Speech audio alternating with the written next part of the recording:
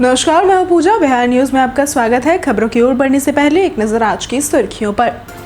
आज से शुरू हुआ पटना मेट्रो का परिचालन। सीएम नीतीश ने किया उद्घाटन। महिलाओं और दिव्यांगों के लिए सीटें होंगी आरक्षित। सीएम नीतीश ने 21 लाख महिलाओं के खाते में भेजे 10-10 हजार। अब तक 1.21 करोड़ महिलाओं को मिल चुका है इस योजना का लाभ। रोजगार शुरू करने के लिए दी जाती है आर्थिक मदद। बिहार के शिक्षकों को अब मिलेगा वेतन संरक्षण का लाभ। अपने पद पर रहते हुए वेतन कटौती से रहेंगे सुरक्षित। 3 लाख से अधिक शिक्षकों को होगा फायदा।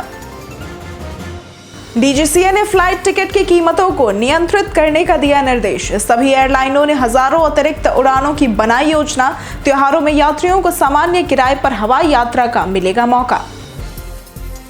वर्ल्ड कप से पहले गावस्कर ने दी रोहित और कोहली को सलाह। कहा, विजय हजारे ट्रॉफी में खेलना जरूरी। गावस्कर ने घरेलू क्रिकेट की बताई अहमियत। चलिए अब बढ़ते हैं शाम तक की 15 बड़ी खबरों की ओर विस्तार से।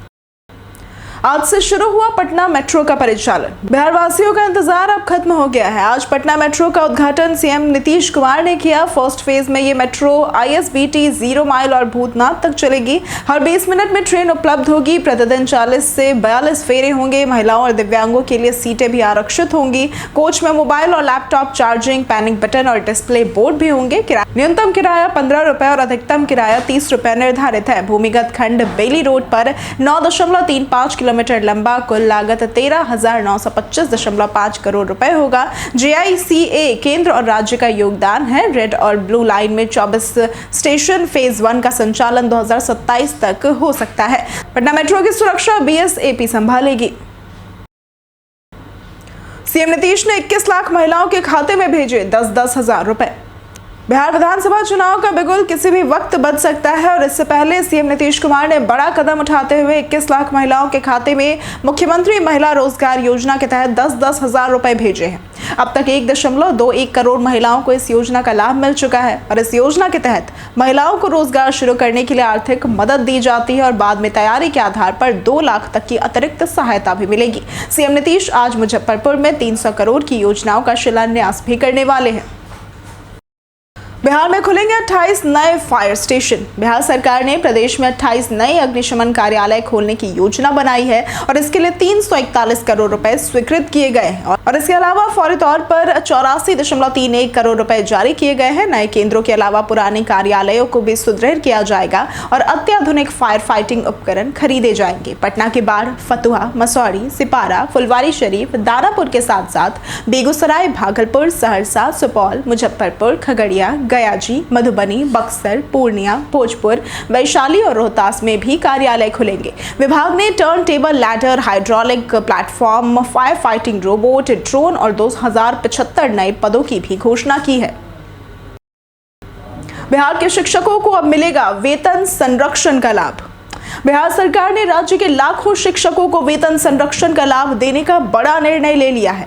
अब सरकारी स्कूलों में नियोजित विशिष्ट शिक्षक, प्रधान शिक्षक और प्रधानाध्यापक अपने पद पर रहते हुए वेतन कटौती से सुरक्षित रहेंगे। इस फैसले से 3 लाख से अधिक शिक्षकों को मासिक 4 से 5 हजार रुपए तक अतिरिक्त आय भी होगी। सक्षमता परीक्षा पास शिक्षक और हाल ही में पदोन्नत प्रधान शिक्षकों को योगदान तिथि से बकाया वेतन वृद्धि का भुगतान किया जाएगा। यह कदम लंबे समय से शिक्षक संघ की मांग पूरी करता है। सेवा निरंतरता पर 10 अक्टूबर को कमेटी की बैठक होगी। भागलपुर BAU ने किसानों के लिए शुरू की अनोखी पहल। भागलपुर के बिहार कृषि विश्वविद्यालय यानी कि BAU सबौर ने किसानों के लिए एक अनोखी पहल शुरू की है। यहां स्थापित हाईटेक प्लांट फोनोटाइपिक प्रयोगशाला में हाई रेजोल्यूशन कैमरे और मल्टी चैनल LED सिस्टम की मदद से पौधों की पत्तियों का रियल टाइम डिजिटल रिकॉर्ड तैयार किया जाता है। कृत्रिम बुद्धिमत्ता और उन्नत सेंसरों के जरिए पौधों की स्वास्थ्य समस्याओं और कठिन परिस्थितियों में टिकाऊ किस्मों की पहचान की जाती है। इस तकनीक से किसान बेहतर किस्मों का चयन कर खेती को सुरक्षित बना सकेंगे और आमदनी बढ़ेगी और विज्ञान की मदद से गांवों में आत्मनिर्भरता आएगी। बिहार के इस जिले में 28 करोड़ की लागत से होगा ग्रामीण सड़कों का निर्माण। दरभंगा जिले के सिंहवाड़ा प्रखंड मुख्यालय में रविवार को विकास की कई पहलें शुरू की गई। नगर विकास और आवास मंत्री जीवेश मिश्रा ने 28 करोड़ रुपए की लागत से 17 ग्रामीण सड़कों का शिलान्यास किया। मुख्यमंत्री ने ग्रामीण सेतु योजना के तहत 2 उच्च स्तरीय पुलों का निर्माण भी प्रारंभ किया। इसके अलावा 16.62 करोड़ रुपए की लागत से नया प्रखंड और अंचल कार्यालय भवन, इसके साथ ही गौरीनाथ ब्रह्मपुरा में 100 बेड वाले छात्रावास की योजना की घोषणा की गई। इन परियोजनाओं से क्षेत्र के हजारों लोगों को आवागमन में सुविधा मिलेगी और बिहार के ग्रामीण क्षेत्रों का कायाकल्प होगा। राजधानी पटना को मिली 25 करोड़ की परियोजनाओं की सौगात। पटना शहर के 18 से अधिक वार्डों में बिहार सरकार ने 25 करोड़ रुपए से अधिक की विभिन्न परियोजनाओं का शिलान्यास किया है। इन परियोजनाओं में जलापूर्ति पाइपलाइन, घर घर कनेक्शन, अंडरग्राउंड नाला, पीसीसी सड़क, भवन निर्माण और पार्क निर्माण भी शामिल है। मुख्य उद्देश्य घनी आबादी वाले इलाकों में स्वच्छ, सुरक्षित, आसान यातायात व्यवस्था सुनिश्चित करना है। वार्ड नंबर 37 में IMA हॉल से RBI तक नाला और स्लैब निर्माण, सालिमपुर में कन्या व बालक विद्यालय का नव निर्माण, भट्टाचार्य रोड व बंदर बगीचा से अदालतगंज तक नाला निर्माण और दयानंद कन्या विद्यालय के पास पार्क निर्माण जैसे कार्य शुरू किए गए हैं। DGCA ने फ्लाइट टिकट की कीमतों को नियंत्रित करने का दिया निर्देश। त्योहारी मौसम में महंगे हवाई टिकटों की समस्या अब कम होने वाली है। DGCA ने एयरलाइन कंपनियों को निर्देश दिया है कि प्रमुख मार्गों पर अतिरिक्त उड़ानों का प्रावधान करें ताकि बढ़ते किराए को नियंत्रित किया जा सके। इंडिगो, एयर इंडिया एक्सप्रेस और स्पाइस जेट जैसी एयरलाइनों ने हजारों अतिरिक्त उड़ानों की योजना बनाई है और इससे दीपावली और छठ जैसे त्योहारों में यात्रियों को सामान्य किराए पर हवाई यात्रा का मौका मिलेगा। प्रवासी अपनी यात्रा आसान और किफायती तरीके से कर सकेंगे। टूर ऑपरेटर्स का मानना है कि यह कदम यात्रियों को सुविधा और बेहतर अनुभव देगा। नालंदा में भगवान महावीर का निर्वाण पर्व 19 अक्टूबर से होगा शुरू। जैन धर्म के 24वें तीर्थकर भगवान महावीर स्वामी का निर्वाण महोत्सव इस वर्ष 19 से 21 अक्टूबर तक पावापुरी स्थित दिगंबर जैन मंदिर में भव्य रूप से आयोजित होगा। महोत्सव की शुरुआत ध्वजारोहण से होगी और इसके बाद प्रतिदिन प्रवचन, अभिषेक, आरती और भक्ति कार्यक्रम होंगे। 21 अक्टूबर को पारंपरिक निर्वाण लड्डू चढ़ाने के साथ महोत्सव संपन्न होगा। इस अवसर पर रथ यात्रा, प्रभात फेरी और भजन संध्या जैसे कार्यक्रम होंगे। देश भर से हजारों श्रद्धालु पावापुरी पहुंचेंगे और मंदिर समिति ने श्रद्धालुओं की सुविधा हेतु विशेष प्रबंध भी किए हैं। यह आयोजन महावीर स्वामी के उपदेशों से जुड़ने का एक अवसर देगा।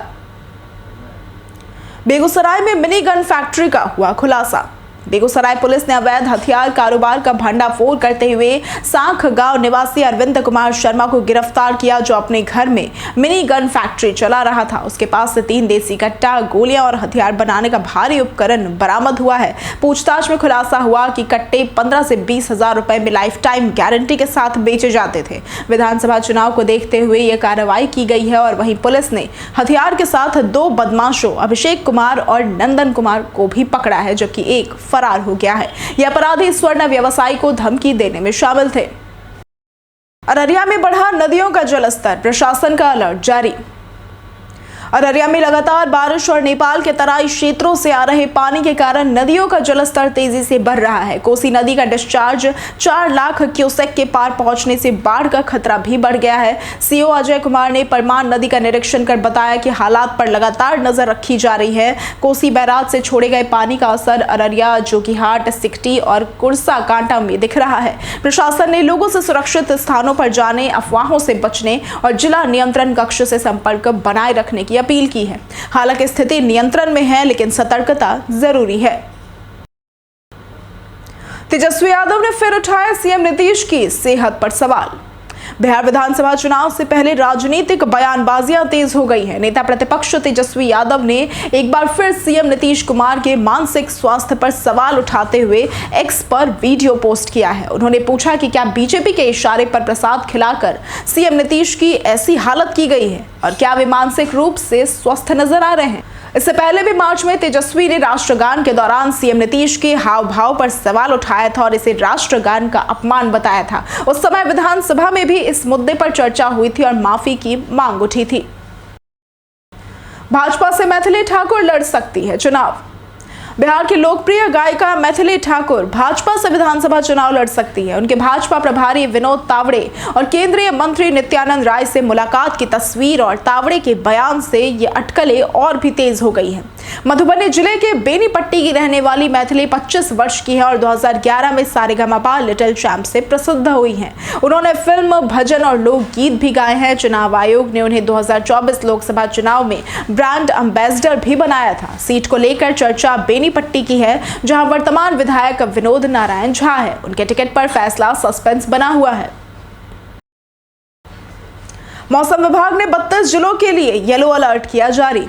बिहार में एक बार फिर बारिश का दौर शुरू हो गया है। मौसम विज्ञान केंद्र ने राज्य के 32 जिलों के लिए येलो अलर्ट जारी किया है। 7 अक्टूबर तक अधिकांश इलाकों में बादल छाए रहेंगे और हल्की से मध्यम बारिश हो सकती है। कुछ जिलों में तेज बारिश की भी संभावना है। बारिश से तापमान में 2 से 3 डिग्री की गिरावट होगी। पटना में 30 से 31 डिग्री सेल्सियस अधिकतम और 23 से 24 डिग्री सेल्सियस न्यूनतम तापमान रहेगा। सुपौल, अररिया और किशनगंज के निचले इलाके बाढ़ की स्थिति में है। वहीं 8 अक्टूबर के बाद मौसम शुष्क होगा और 11 अक्टूबर तक बारिश रुक जाएगी। वर्ल्ड कप से पहले गावस्कर ने दी रोहित और कोहली को सलाह। T20 और टेस्ट से रिटायर विराट कोहली और रोहित शर्मा अब केवल वनडे में सक्रिय हैं और 2027 वर्ल्ड कप खेलना चाहते हैं। हालांकि हालिया ऑस्ट्रेलिया दौरे के लिए बीसीसीआई ने रोहित से कप्तानी हटा दी है। मुख्य चयनकर्ता अजीत अगरकर ने कहा कि वर्तमान में केवल फॉर्मेट पर ध्यान देना है, वर्ल्ड कप पर नहीं। सुनील गावस्कर का मानना है कि 2027 तक फिट रहने और चयन में बने रहने के लिए दोनों को घरेलू क्रिकेट, खासकर विजय हजारे ट्रॉफी में खेलना जरूरी होगा। उन्होंने ऑस्ट्रेलिया दौरे को भी अनुभव बनाए रखने का मौका बताया। बीते दिन हमारे द्वारा पूछे गए सवाल का जवाब आप लोगों में से बहुत लोगों ने हमारे कमेंट सेक्शन में लिख कर दिया है। जिन्होंने हमारे द्वारा पूछे गए सवाल का जवाब दिया है उनके नाम है मनोज दास, मनोरंजन कुमार, रवि मोहन वर्मा, अमरनाथ मिश्रा, लक्ष्मी मेहता, आलोक प्रियदर्शी, शिवशंकर, संजीव कुमार, उमेश कुमार, राकेश मिश्रा, दीपक कुमार, प्रेम कुमार, मुन्नी कुमारी, हिमांशु कुमार, जितेंद्र ठाकुर, मोहम्मद सनाउल्लाह, रामशंकर सिंह, विकास कुमार, अविनाश सिंह, अमित कुमार, शिवशंकर शुक्ला, रंजीत मिश्रा, सुजीत कुमार और राजेश सहनी। इसी के साथ बढ़ते हैं आज के सवाल की ओर। आज का सवाल है, क्या आप मानते हैं कि सोशल मीडिया से लोगों के बीच की दूरी कम हुई है? आप अपना जवाब हमें हमारे कमेंट सेक्शन में लिखकर जरूर बताएं। आज के लिए सिर्फ इतना ही। बिहार के तमाम खबरों के साथ बने रहने के लिए देखते रहें बिहारी न्यूज़। और साथ ही अगर आप यूट्यूब चैनल पर देख रहे हैं तो चैनल को सब्सक्राइब करें और अगर आप फेसबुक पेज पर देख रहे हैं तो लाइक और फॉलो जरूर करें।